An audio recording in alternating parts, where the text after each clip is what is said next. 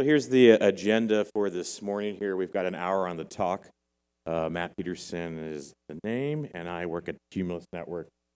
So we're going to talk a little bit about the landscape of network automation as it exists today, historically, and ideally the future from three engineers this morning.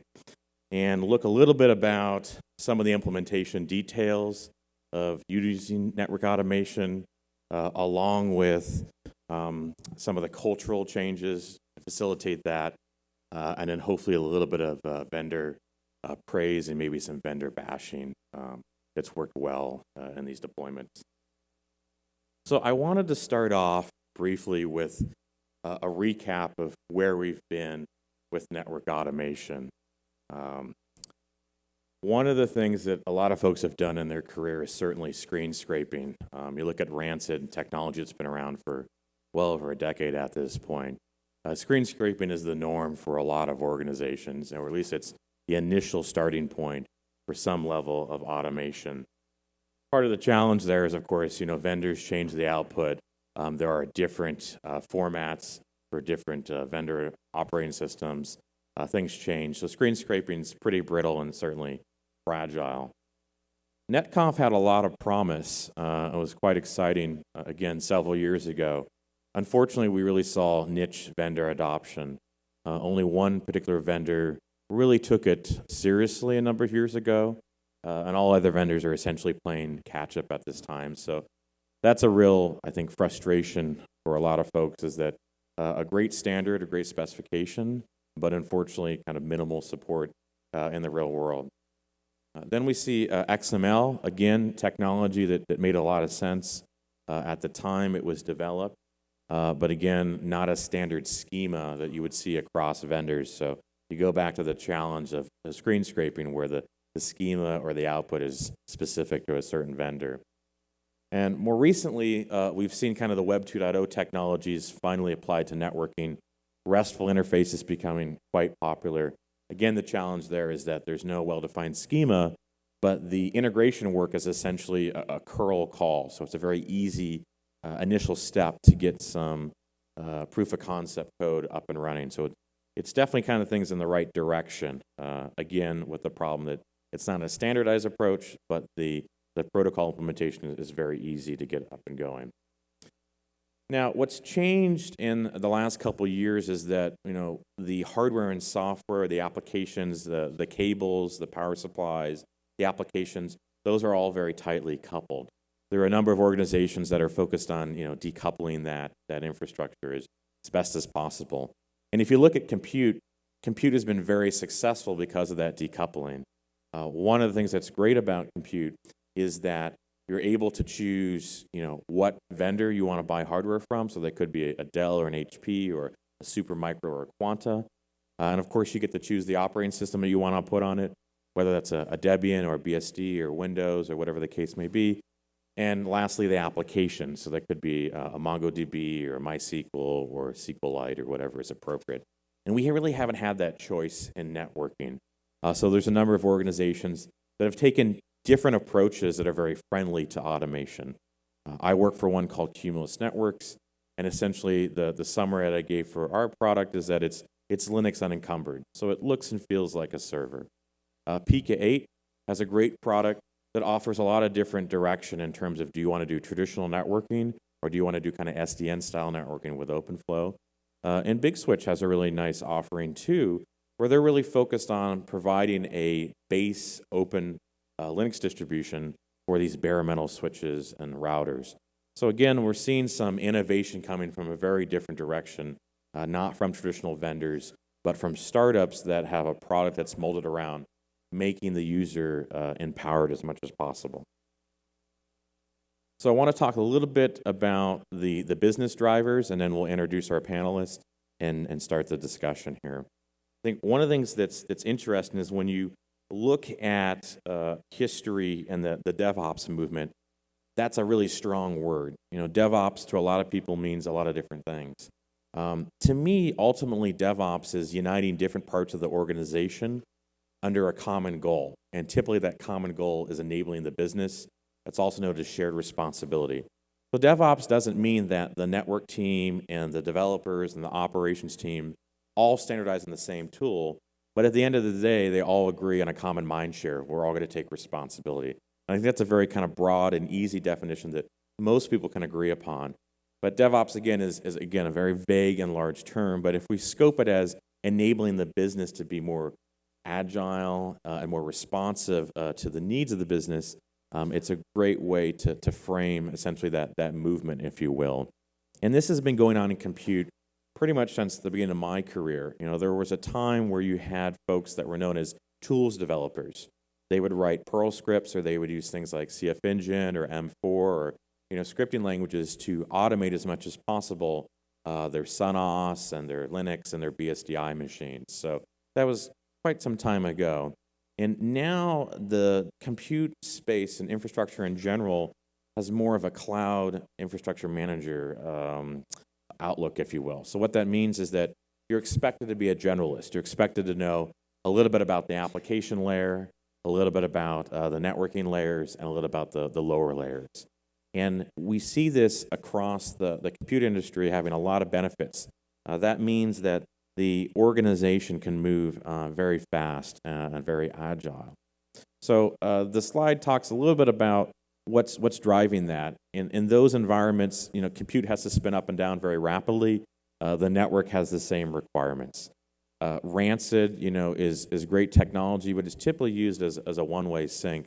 That would be completely unacceptable in a compute environment, to just push something out without a feedback mechanism. This is not within the ethos, if you will, of DevOps. So what's changed? Well, users are now really demanding respect from their vendors, right? So there's startups and there's traditional vendors that are responding to this demand in various ways. Some of them are developing proprietary APIs or NMS or management software for this need. Others are participating in GitHub repositories and open source projects. So all vendors are definitely responding to this call, if you will. Again, some of the vendors that were mentioned, they take the approach of treat the network device as a compute device. So that means those tools run natively. So if your compute organization is using Puppet or Chef or Ansible or Salt or Go or Corn Shell or Bash or whatever the choice that has been made, some of the startup organizations actually will allow those runtimes to run natively on networking equipment. And you even see traditional vendors picking and choosing. We believe Puppet and Python are useful. We'll add it into our mainline product. And the last point to make there is that of all of this, the summary is that the business has been united on the operations side and the development side. Network is still the silo, and they need to come into that fold as much as possible. So hopefully that sets the stage a little bit about what we're going to talk about today. We're going to move on to introduction slides from each of the panelists that will talk a little bit about their organization, their personal experience with automation, and essentially kind of a summary or a statement of the experience they've had, not necessarily in the current organization, but over their career. So we're going to start off first with Carlos. If you want to get started here, and I will. Sorry. I'm here. I'm still waking up. We all have glasses and plaid, if you don't notice, so I haven't had my coffee yet here. So they asked me to say a little bit about myself. I'm a network engineer at Dyn. I'm active in different teams, but one of the main priorities this last year was to focus on network automation. Before Dyn, I was at ISC. Before that, I was at the University of Oregon. Part of that was with the NSRC, a lot of traveling, helping emerging regions with network infrastructure. I wouldn't call myself a software engineer. I'm more of a network engineer, but I can write code when I need to, and that's been really helpful. I like open source. I wrote a tool called NetDot that some people really like. It's a mix of a IPAM with network inventory. And I'm from the Dominican Republic, but that wasn't tropical enough, so I moved to New Hampshire. About Dyn. Dyn is, the main theme is internet performance. And it's basically 3 areas, the advanced DNS services, email delivery, and more recently, internet intelligence. It's based in New Hampshire, but it's becoming a global company because we have more and more presence in other places. And we have about 20 data centers in 5 continents. The state of automation at Dyn is that there's a lot of ongoing automation already on compute and application. The continuous integration concept is very much part of the mindset, and we're growing and improving very fast in this area. We've been focusing a lot on automation. But as of last year, there was no automation or very little automation on the network side, so that's why we started this project called Kipper. Sorry. Move on to Bronwyn's introduction here. So my name's Bronwyn Lewis. I work at Packet Clearinghouse right now. I have a pretty varied background in various technical areas from market research companies. I also studied international affairs in New York when I decided I need a little career break there. And then I've been at Packet Clearinghouse as a provisioning engineer for about the last 15 months. It's been quite the crash course in all things compute and networking. I've always been a nerd. I know how to use Linux, that sort of thing, but I hadn't logged into a Cisco router prior to PCH. And my first Ansible playbook was actually just this last August, and I'll talk a little bit more about that later. So Packet Clearinghouse, some of you probably know it, some of you might not know it. It's a nonprofit based in the Bay Area, and we do a lot to support internet traffic and routing, research and operations, and we support a lot of internet exchange points around the world, particularly in the developing world. We do DNS Anycast, we do root name server mirrors. We have about now 100 locations globally, including places like, as mentioned on here, Sudan and Vanuatu. So we go to some pretty crazy places, but we're also in more common places like LA and New York and Amsterdam and London. We're currently mostly Cisco equipment, but we're actually 100% networking Cisco equipment. And then just in this last year, since I've been with PCH, 2014, we probably upgraded or newly deployed to about 40 different POPs, which I'm pretty much entirely responsible for. We have 2 other people on the provisioning team, but they're both kind of part-time. So current and future automation. Currently what we're doing is I'm using Ansible for templating the new sites. There's still a lot more work to be done there, but need to start somewhere, and starting small is better than not starting at all. We're doing a lot more automation with the server provisioning, and I'm working on some new and exciting things to, basically I want it to be as hands-free as possible. And eventually, or in the future, we want to do that with all of our sites. We want to do it so that any site that's currently in production can be easily upgraded. We won't need to have any fat fingering of configuration files or unnecessary manual IP calculation.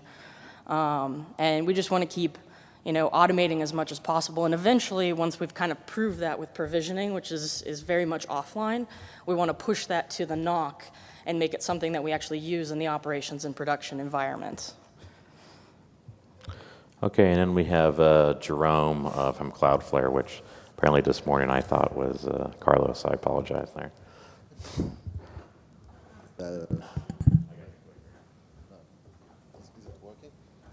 Working? Yeah, okay. Hey, I'm Jérôme, network engineer at CloudFlare. So how I came to do automation, actually that was a long time ago, more than 10 years ago, when we had to deploy 1,500 routers in France. So in case you were wondering about my accent.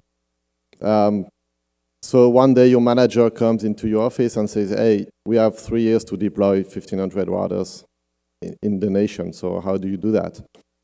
And I was quite a noob at that time about automation. So I had to find a way to do it, and I did it in a dirty way. So I wrote a Perl script that was reading the Excel file from my project managers and generating the config file from there. So, and then you put a website in front of it so that people can just copy and paste the configs. And yeah, it's dirty. It's like, would you trust an Excel file to provision your network? Probably not. But at that time, actually, it worked. And that's when I realized, it made me realize that automation works, even when it's made dirty. So who's CloudFlare? CloudFlare, maybe most of you know, it's a fast-growing CDN and security DDoS mitigation company. We have 32 POPs worldwide. We're adding new POPs all the time. We have more than 2,000 eBGP peering sessions. And the interesting part with that is it's a very easy task to automate. That's how we came to start automation at CloudFlare. Like this simple task, you just create a template for an eBGP session. You can have many templates depending on the kind of advertisement you want to have. But then it's very easy to deploy new peering sessions. One thing, previous slide. One thing we use a lot at CloudFlare is the flow spec. So there's been a lot of talks yesterday about flow spec. We do an extensive use of flow spec. We deploy tens of rules every day in the network. And the reason it needed automation is because the DevOps guys and the systems teams are analyzing what's happening in the network using SFlow and NetFlow, not the network guys. And they know what is the bad traffic and what rules we need to put. On the network side, we don't know about it. So we needed a way to help our colleagues and give them a way to provision the network. So it's kind of a self-protecting network where they analyze the traffic and they provision the network according to what they want. And the other part about flow spec is that if you keep adding rules every day in your routers, new flow spec rule, then at some point your router will gonna crash. Because sometimes we went up to 1,000 flow spec rules in every router and it doesn't scale. So you have to build a system to keep track of all those flow spec rules and find a way to expire them. So at CloudFlare, we have thousands of servers doing all the same job, serving HTTP and DNS requests. That's a very easy task to automate for my colleagues. But on the router side, all our collocations are different. We have different vendors. We have different router performances, different transit, different routing policies, especially when you do any cast routing. So that side is very difficult to automate. So my view on the automation, I talked about how I did it 12 years ago. I should be ashamed of that, but because when you look at what's available now, you can build a view of your network very easily now. You have a lot of frameworks available for that. They provide you an integration with database and language and web views. All that integrated in the same framework, and sometimes you don't even know how to code. I encourage you to try those frameworks, actually. And what we see now is that, especially we see that at CloudFlare, is that the DevOps guys are trying to teach us, the network guys who are not developers and we don't have that culture, they're trying to teach us how to use their practices in the network. The problem with the network today is that the vendors are probably not yet fully aware that we need automation. And the NETCONF support, for example, is like, it's terrible. If you exclude Juniper, I mean, it's not really well supported, and the new vendors are really trying to introduce new ways to configure the network, and they don't want to support NETCONF, obviously. So I don't know if NETCONF is going to die, but it's definitely not the best solution today if you're in a multi-vendor environment. And my other view on that is that we definitely need a common API, a simple-to-use API that would allow us to program all of our devices completely vendor agnostic. And I hope someday the vendors will hear me and produce that kind of stuff. Yeah. Okay, thanks very much, Jérôme. So we're going to start off with some kind of initial teaser questions, if you will. And first of all, I want to thank the panelists for participating this morning, and also for their organizations being supportive. We reached out to a number of organizations that are represented at NANOG, and they don't want to speak about networking and in terms of the automation, the frameworks that they use. So I really appreciate everyone coming here this morning. The first one relates to the cultural change when you're moving from kind of the cowboy mentality on your team to a automation approach. And the real challenge there is a lot of folks are not used to the idea of that workflow that Jérôme, Carlos, and Bronwyn had all mentioned. This idea of this kind of DevOps tool chain has a very distinct skill set required for it. Not only kind of Linux basic skills, but some level of scripting or familiarity, and certainly templating languages or schema that has to be made comfortable with. So it's a pretty big change. And I think one of the things in particular that's interesting about networking in particular for a lot of service providers versus kind of a Web 2.0 company is that the operations team is not the only consumer of that data, right? There may be billing or a NOC team. The NOC may be at a different location. So there's a lot of different folks that have to take responsibility for that data. So I'm going to pass it over to the panel here to talk about, again, the kind of cultural investment they've had to do to adopt automation. So you want to get started here? I guess we'll start off with Carlos here. When I started throwing out ideas, people were pretty receptive, colleagues and peers. So they thought it was a good idea. I think the main challenge is not people agreeing with the idea, is the fact that some network engineers haven't had the opportunity or the need to work with some of these tools like version control and Git and Ansible, etc. So it's a bit of initial investment in time and training, but I think people want to improve and they see the benefit. And I think would be interesting from Jérôme's perspective is, when you were at the organization in France versus now at CloudFlare. I mean, CloudFlare is a very, very well-known young organization that has a lot of newer technology. Was it easier to propose some of these newer automation tools in that organization, or did you feel like, well, I'm back at that project manager, I've got to use an Excel sheet, that's what the rest of the org is comfortable with? The culture has changed, so it's like, if you want to start doing automation on the network, nobody will block you from doing that. The thing is that the tools that my colleagues use, especially Salt, there's nothing available for the network for Salt today. And the only way I can be compliant with the way the company does would be to build my own Salt modules. So I'm still waiting for the vendor to support that. And that's my main problem today. I don't have time to build that myself. I could definitely try Ansible, but then I'm diverging from what my company does.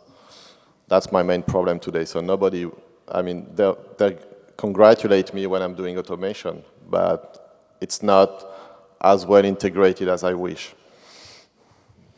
And I think for Bronwyn, PCH has been in this industry for quite some time. I could imagine that the distributed nature of the organization and the fact of the variety of hardware, even though it's from a single vendor, the vintage of that hardware could be fairly challenging. Potentially also the vintage of people's knowledge around some of these tools is rooted in some of those older platforms. So how's that journey been at PCH for you? Yeah, those have definitely been challenges at PCH. I'm very, very lucky in that I have a lot of autonomy. It's a very small organization. There's probably about 25 employees worldwide.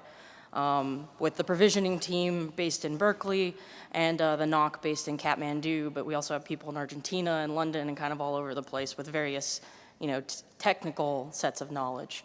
But I've had a lot of autonomy, so I was actually very lucky in that I was able just to kind of, I got my work done for the day, so now I can just focus on whatever I want to focus on, which really enabled me to do some research into different automation tools and then just pick one and run with it. So I kind of did everything in a silo initially, got the initial thing running, and then showed it to my coworkers and was like, hey, check this out. We went from doing something that took us hours to it's 5 minutes once you input the variables, which is pretty awesome. But it's a unique situation in that case. I think a good follow-up question for Jérôme and Carlos along that lines is that, were you tasked by your management to solve this problem, or was it kind of self-directed? I know that each of your organizations is obviously slightly different. One on the CDN side, one on the DNS side. But again, was the culture, the management supportive, or was it a ground up or kind of a combination? I was not tasked by my management to do it, and obviously the management doesn't care at all. What the management wants is the network to work.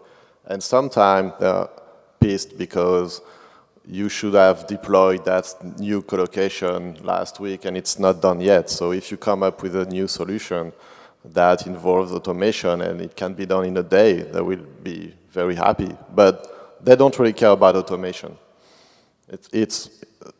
They're still seeing us, network engineers, are operational engineers.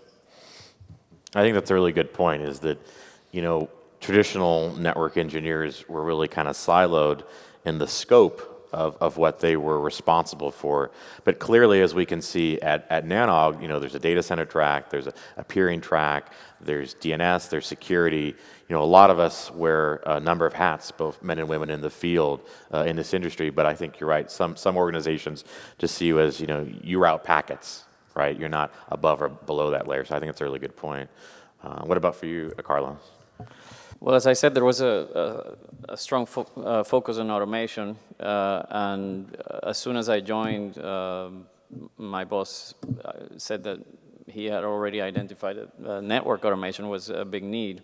It's something that I probably would have found out if not told, but that's how it happened. Great. And I think one of the things that Jérôme mentioned was that the tool set that the compute team used is SALT, I believe, which is a fairly popular open source DevOps tool.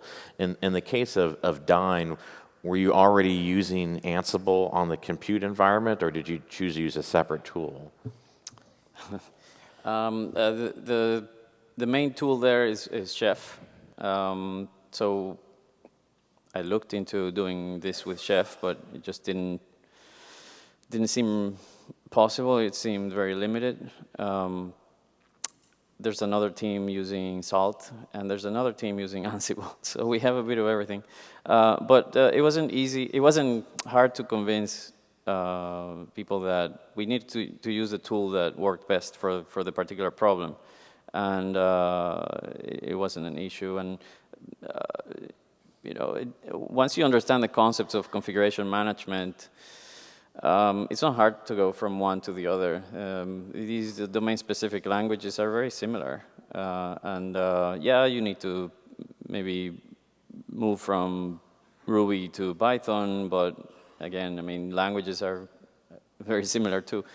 So it hasn't been a problem in the way that we use different tools for different solutions. And this kind of segues into the next question in terms of the culture being supportive either at the management layer or your peers within your team, but also the knowledge or the prerequisites to be successful. I guess we'll start off here with Bronwyn. When you look at kind of the DevOps movement, there's kind of this vision of building something, testing it, releasing it, and this continuous integration pipeline. And that doesn't always translate into a service provider world. And I can imagine, with the 3 organizations represented on the panel today, everyone has a slightly different workflow. I could naively say that Dyn would want to add capacity for demand to be able to scale their DNS infrastructure. Same with CloudFlare, that they would want to scale for demand as the product grows and matures and gets more adoption. But in the case of PCH, it's a little bit different, where you're putting deployments out geographically spread for redundancy and essentially critical internet infrastructure. So it's a little bit of a different focus. Did you find that the organization were they already aware of some of these technologies and different pockets of the operations team? And was it easy to get your peers, as you mentioned, based in Berkeley, to learn these tools and adopt them? Or has it still been kind of, Bronwyn's little domain, if you will? Yeah, I think one of the really important things is that I'm just dealing with provisioning at the moment in terms of automation. So the NOC has their own kind of like home-built tools that they're using. But in terms of the provisioning team, I think one of the really important things was documentation. I did a lot to document very, very well everything that I did, every step of the way. So when it came time to share it with the other people on the provisioning team, it's a no-brainer. I just pulled up Ansible, I was like, here, check this out, typed in playbook, ran it, it generated all these configs for all of these different sites that we had deployed recently, and they were just wowed by it. And then when they were like, oh, this is awesome, how do we do this? Okay, here's the Git repository where I have everything checked in, here's a Git cheat sheet, and here's an Ansible cheat sheet. This is all you need to know to make this work. So you don't really even need to know how to use any of these tools to start. You can learn them very easily. So if you've never used any of these things, you can do it. When I first started with provisioning, it was a combination of manually entering all of the different configs, and it's a consistent config for the new sites that we deploy, and then we customize them at the different sites. But it's the same config for me to deal with. And we had someone had written, like a Python substitution script, and so we were using that for a while, but all of the IP calculation was manual.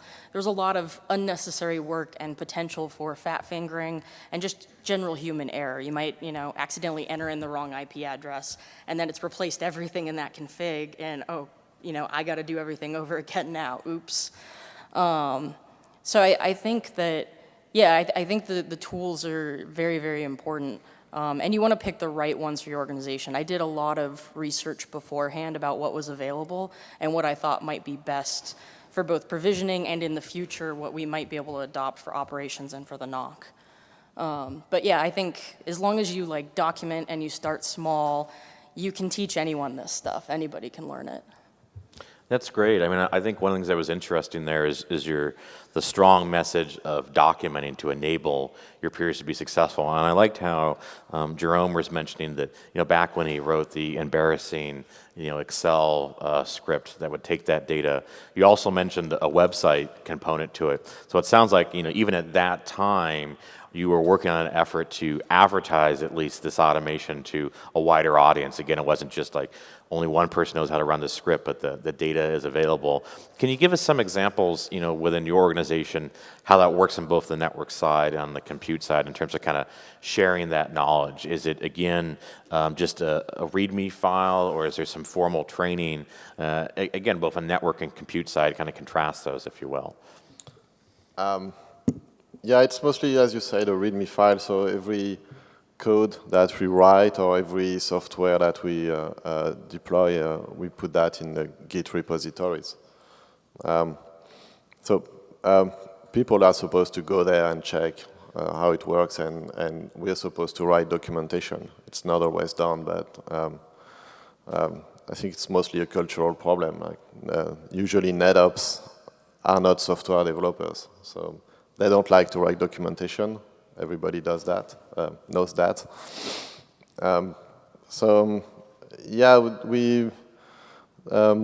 it's pretty straightforward. We have a wiki to write documentation, and all the rest is done in the Git repositories. I think the main challenge for the network engineer is to learn how to use Git, which is it's not a popular tool for network engineers, not at all. It's very popular now in the DevOps world, but it's definitely not in the NetOps. I had to train a lot of my colleagues to actually use Git properly. Yeah, I think that's a great point that both Jérôme and Bronwyn have made in terms of finding the right tool that's appropriate for your organization and not just kind of shoving it down their throats. Essentially, this panel is a follow-up from the talk that I had at the last NANOG around building the temporary event network for Burning Man. The PC asked for more content around automation. And obviously, working at a vendor as my daytime job, didn't want to do a product pitch. I wanted to get some diversity of different organizations using automation for different parts of their day-to-day operations, if you will. And I think that's really interesting around the usage of some of these common technologies. I mean, you all have mentioned Git, you've all have mentioned scripting languages, that sort of thing. And at least in the Burning Man example, I mean, Git has been really powerful for us because as we're out in the field deploying equipment, we don't necessarily have network internet access. So we're able to change a template or some variables, commit it, and then when we get back online, we're able to merge it, and so we can work in a distributed fashion. And I think that's really powerful. I mean, one of the things that's great about Git compared to some of the other version control systems like RCS or Subversion or CVS and that sort of thing, is that distributed nature that you can work offline. So a pro tip there, if you want to do some of your automation when you're on the plane or you're sitting in an airport, Git is one way certainly to facilitate that. So I want to move on to the next question around standards, and hopefully we'll get maybe some vendor praising and maybe some vendor bashing just for amusement here. And we'll start it off, I think, with Jérôme in terms of the experience that you've had in the past with NETCONF and other standards, particularly around using this in a multi-vendor environment. I know you've mentioned using both traditional networking suppliers and also some startup organizations, and you've had kind of mixed success in terms of whether NETCONF was fully supported or even fully QA'd. Yeah, so when I first started automations years ago, the NETCONF wasn't available at all. And I think it started in 2006, maybe in the Juniper. And so NETCONF, when it arrived, it was a godsend, because before that, I had to do screen scrapping, and I was even uploading the config using a SNMP set. Who uses SNMP set anyway? So NETCONF was definitely an improvement over what you had available before. And at that time, XML was considered as the de facto standard. And so nobody questioned that.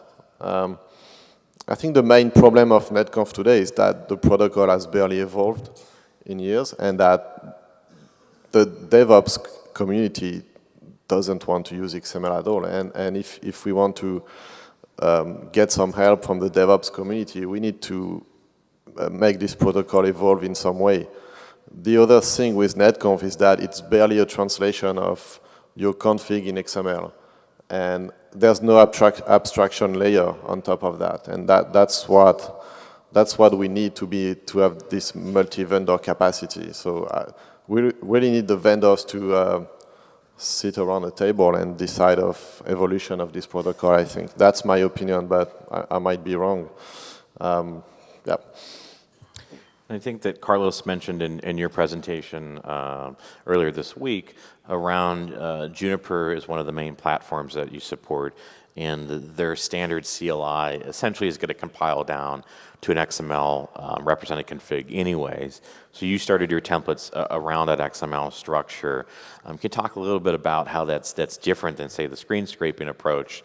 Does the vendor provide DTDs or XSDs so you can validate that syntax? How is it to prototype that? Did it just work reliably versus their human readable CLI, if you will? Yeah, certainly Juniper has made my work really much easier than what other people have. Yes, the representation internally is XML, and that means that you do have the option to download their XSD, I think that's the name, the schema definition, and you can actually use that potentially even before you talk to the device, because you can load that in your workstation while you're compiling or building your configs, and you can see if they pass the syntax. We haven't done that yet. I think it's possible. But I had the choice of representing the config in XML or in set commands or in the curly bracket standard format. But XML made more sense for me because if I produce an XML document, it's something that is very easily parsed with any language. And once I have a data structure, I am free to build any kind of policy checks that I want. I can make sure that every filter that is defined is applied in an interface, or some of the examples that I gave on Monday. So that was definitely useful. I myself don't find XML so annoying. It's a matter of getting used to it. Maybe because I did a lot of HTML when I started in the 90s. Yeah, I mean, if NetConf, the NetConf standard adopts JSON and that is friendlier to other people, definitely. Something they should do. But the main problem here is vendor support. I mean, we really need a standard API. And I know there's work going on in defining common data models with Yang so that it's similar to what was done with SNMP, where if you want to obtain or modify the interface list and details, it's standard, and you do it the same way in any device. That's important, but I think even before that, it's important to just support the protocol so that you can get the config, send the config, have the capacity to compare a candidate config with a production config, and that would be really useful. Great. And Bronwyn, you mentioned that the PCH organization has a mixture of different devices, but almost 100% on the network side is Cisco. And so I can imagine you've got Nexus, you've got iOS, hopefully not any CatOS, but you've got quite a bit of different operating systems out there. And then on the server side, you've got different vendors there for different IPMI controllers and whatnot. So it seems like it's a pretty challenging task that not all of those have one of these structured schemas, if you will. So even if you're not a fan of NetConf or XML or some sort of structure, it seems like in your case there's a few platforms that's not even an option. So what are some of the choices that you're looking at in your organization for making that successful on these legacy platforms? Do you wait until you can swap them out, or have you found libraries, or what's kind of the approach there? Yeah, I mean, it's very challenging. I've been doing a lot of research on this because this is kind of the next area that I want to tackle in automation at PCH, is that with all that different Cisco gear, different ages, there's just nothing that's very consistent that I can do there. I mean, even with Ansible, it's agentless. You can just SSH in. That's awesome, but then you can't execute Python on any of the old Cisco gear. You can't do that in iOS. You can run Ansible in raw mode, but then you usually get one command in, and then it has a problem where it'll open another SSH session. So that's not going to work. So at this point, I mean, it looks like my best option is going to probably be CLI scraping, just given the wide variety of equipment we have. We have some very old equipment that's deployed, and then we're deploying a lot of new stuff. But just given the sheer number of sites that we have and, kind of our limited budget and nonprofit status, we're not going to be able to upgrade a lot of stuff that quickly. We have to kind of pace ourselves and at the same time support brand new sites. So we're deploying new sites every month. So yeah, I think CLI scraping is probably going to be the best option. There are some other options, especially on newer Cisco equipment, such as 1PK, where you can actually execute Python, and you can do Puppet, and you can do it's increasing in in its scope and what you can do on it. But that's not going to work for any of our old legacy sites that are still waiting to be upgraded. So it's definitely a challenge, and there are a lot of good libraries out there. I mean, that's one great thing about kind of this movement of network automation, is there's a lot of good blogs, there's people on Twitter that will chime in and that you can tweet at and like get help. There's a lot of libraries on GitHub. There's not a one-size-fits-all. You do have to do your research when you're faced with a challenge like this. You have to try things out, you have to experiment. But I think it's going to eventually get there. It would be amazing if, like, to echo everyone else on this panel, we could have just a standard API. We could have standard ways to do all of this two-way interaction with networking equipment. I think that's critical to the future of networking, and to scale and to, all these situations. Yeah, it's not easy, but it's completely worth doing.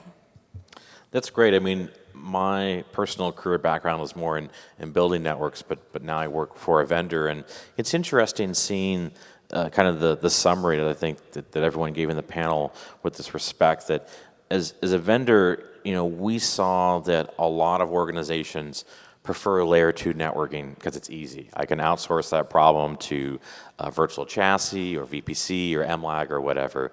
And this layer 3 routed stuff is difficult. Now, I know that may be laughable in this crowd, but a lot of the folks that I interact with in my day job were really scared of layer 3 networking until about a year ago, and things kind of changed. And I think it's very similar where, on the vendor side, the vendors provided NETCONF and Yang and SNMP, these really heavyweight protocols, if you will. And finally, people have kind of come around and said, look, I just want to interact in a structured API that's simple and easy to understand, that I can use a tool set that the rest of my organization is familiar with. And so it's interesting how when you look at a vendor-driven technology and how it gets adopted in the marketplace versus what users want, 5 or 10 years after, maybe something much, much simpler or much, much complicated. So it's a really interesting how, all three you're asking for vendors to improve support, but make that simple. And if you were to summarize that, is in the best case scenario, if NETCONF and Yang and some structured XML is too heavyweight, for example, would this multi-vendor support be essentially a RESTful API with some JSON structure that's consistent across the different vendors? Is that the ideal scenario that the three of you are looking for? Or is it something simpler? Is it CSV files? Is it something more complicated? And I guess we can start with Jérôme on that. Don't go too simple, like not CSV file, but yeah, REST API is definitely great. I think we're all looking for that. I mean, it's so simple. It's like if you're a Python developer, you can just get the structure directly in your code. Instead, if you have ever passed XML in Python, you know that it's much easier to deal with JSON. So yeah, that's pretty much what I'm looking for. Yeah. I'll completely second that. It gives a lot more options to different people. If you're not comfortable with one language, you've got other options then. So you're not locked into learning just one thing. I think that's really important to get, this network automation adoption going throughout the world. I would be happy if I just had NETCONF everywhere. I don't even care if the models are different. I can generate different configuration models based on the same data using different templates. I just want a way to do the same operations everywhere without having to change, write a different module for Cisco Gear and another module for Arista and another module for, whatever.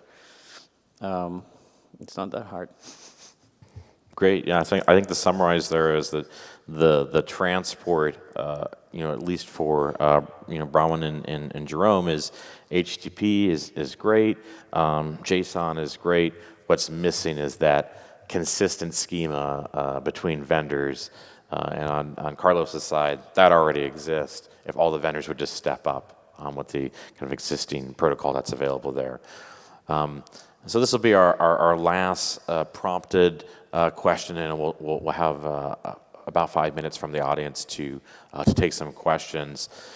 For all the panelists here, what are some of the future directions of automation and the networking space? I think one of the things that's interesting is that in all three examples here, all of you mentioned the idea of, I started off with something that was basic or embarrassing or simple.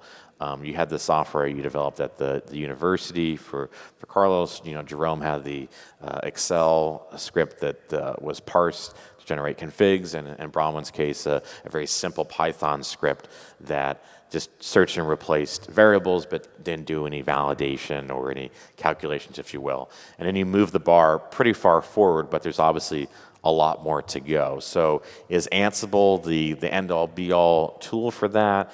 Is it doesn't matter about the tool, it's the schema? Can't the industry get together there? Is it, well, why don't we all just use switches that ran Linux so we could just have those native tools that are available on compute? There's a lot of different directions here. So if you were to kind of predict where you would like to see the industry go, either personally for yourself or for your organization, would love to hear about that.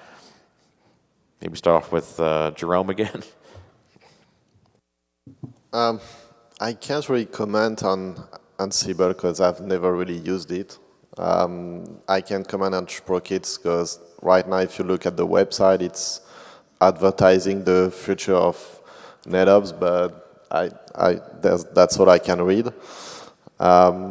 So I had this kind of vision yesterday where I was committing my config on the router, and it was Git compliant, so the config was automatically pushed to my repository somewhere. I think that's something I would love to have, and that's what I can see for the future now. Great. That would be pretty awesome. I want to see that too. I mean, I really want to see all of the things on this slide happen. Like, I really like that. I mean, Ansible, it exists today, particularly for equipment such as Cisco, is not the end-all be-all. I'm excited about Schprokits based on what I've heard about it, because right now I'm faced with a variety of tools that I'm going to have to use. It's going to be a situation for a lot of people right now. I don't want to have to use homegrown scripted stuff. I would much rather have a solid framework that I could use across the board. So I'm excited to see where Schprokits goes. And yeah, I mean, I'd like to see the other options too, Linux and a REST API. I think that'd be amazing. Great. Yeah, and I think I hinted at this on Monday. I see two trends. One is we go more and more towards white boxes and more Linux-based stuff where we're going to end up configuring things the same way we configure Apache or something. And the other trend I see is especially for data center networks, where the people are with OpenStack and the like. We're making the network, the traditional thing that we call the network, simpler and simpler. We're moving a lot more of the logic and the intelligence to the hypervisor, and so the need for automating the network will be less and less relevant. That's great. So we'll take questions from the audience. Randy, do you have a question?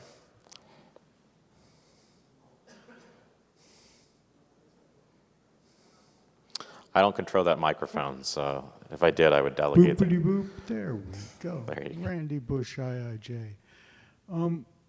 First, I think there are three layers. One is the vendors and all their specificity and the fact that they are not going to do commonality because then they don't have anything to sell.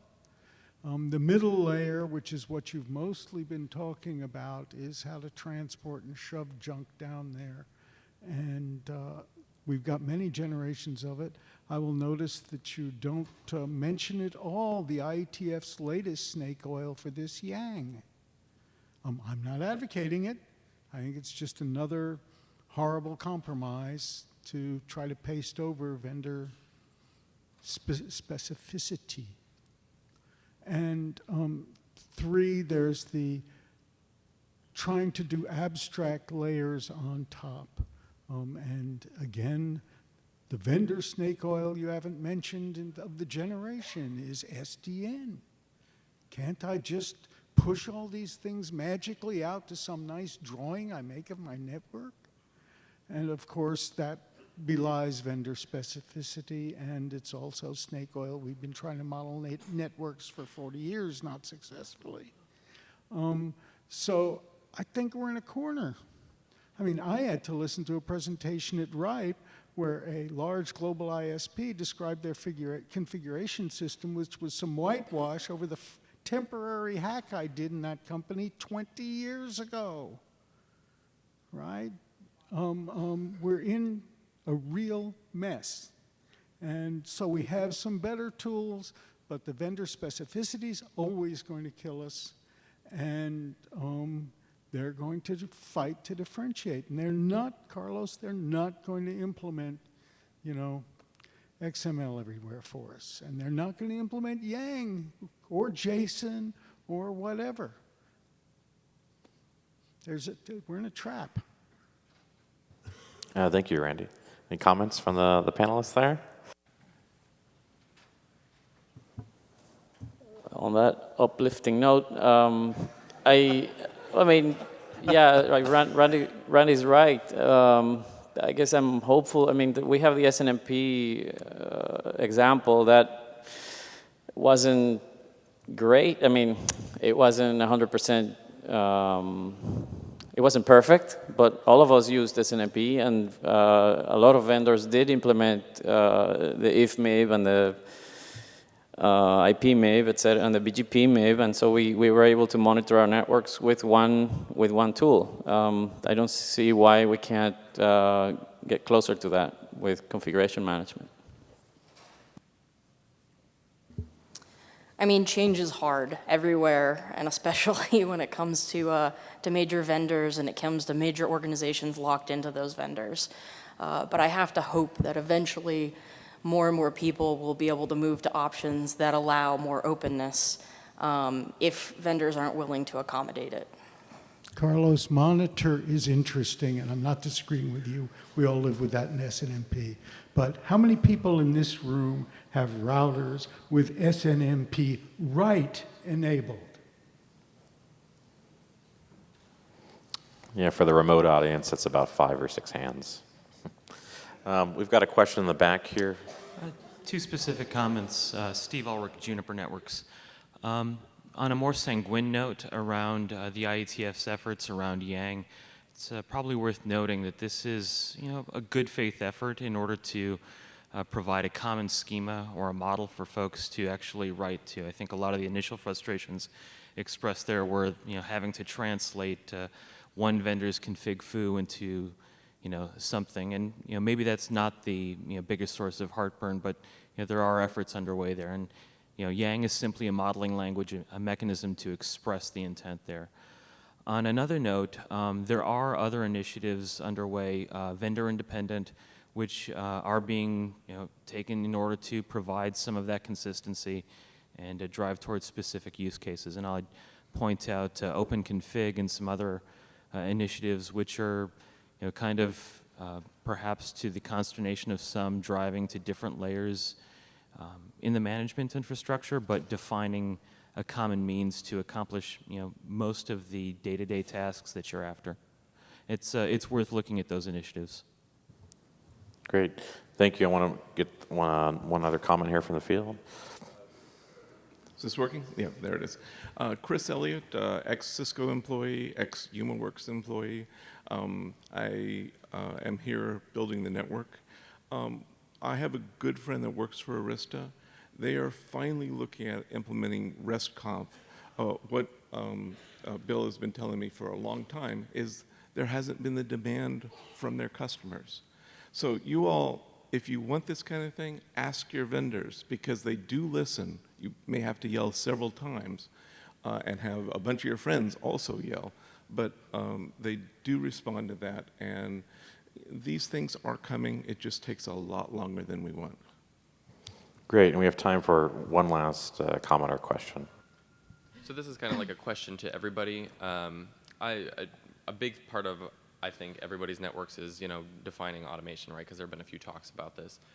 So one of the things that keeps coming up in my vendor talks is a project called Open Daylight. It integrates OpenFlow and 1PK for Cisco stuff. And I'm by no means an expert on this topic. So I'm kind of posing the question to you all, who I'm hoping are, what's your or have you used Open Daylight? Do you think it's a good solution for this? I know it's kind of marketed as a SDN solution, and I know a lot of us don't really like SDN. But I'm curious to hear what you guys in the field are doing, if anything at all, with Open Daylight and 1PK.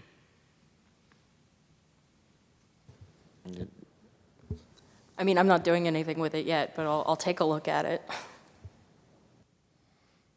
I've started taking a look at it, but nothing concrete. I can't really comment on that. As far as I understand, it's been a stack for OpenFlow, and it's more about SDN rather than real automation, as far as I understand. So, Yeah, I mean, as a vendor, we're supportive of OpenFlow and different efforts within that space. So I'll refer to our website on that. Time for one last comment in the back. Sure. My name is Aaliyah Atlas, Juniper, and also routing AD for IETF. As I hear you on NetConf, and I'm wondering how familiar people are with RESTconf. It's currently being developed, and obviously different vendors are looking at that. We are also having what I would describe best as an explosion of interest in Yang and looking at how to handle a lot of those different models and connect them up. This is a really great time for operators to, contribute. I agree that there are going to be vendor extensions to some of the models, but what we're trying to do is to get, say, the common 80% that aren't vendor specifics, to at least get some common base models, and then assume you're going to have extensions on top of that. Also, Yang's a modeling language, there's lots of them. It seems to work pretty well. If there's a lot of preference away from XML, it would be really nice to understand what you'd like to translate or have your models communicated in. I've heard protobufs, you can translate, it's not a problem, right? We just need to define a reasonable standard to do it so we're all agreed and we're not getting 5 different ways of translating. So, as I would ask, if you want to see common models and have opinions on how they're going to interact, come talk to me, come participate in the IETF. This is really a good time to try and get this stuff happening. There is a lot of interest. A lot of the drafts that are being written from a lot of different vendors trying to collaborate. We're hearing loud and clear that there's a crying need for this to improve the automation, and I'm delighted that we're finally at that point. But it's also not trivial to do. Great, thank you. We're running out of time here, so I wanted to thank all the panelists and their organization. If everyone can give them a round of applause, I'd really appreciate it.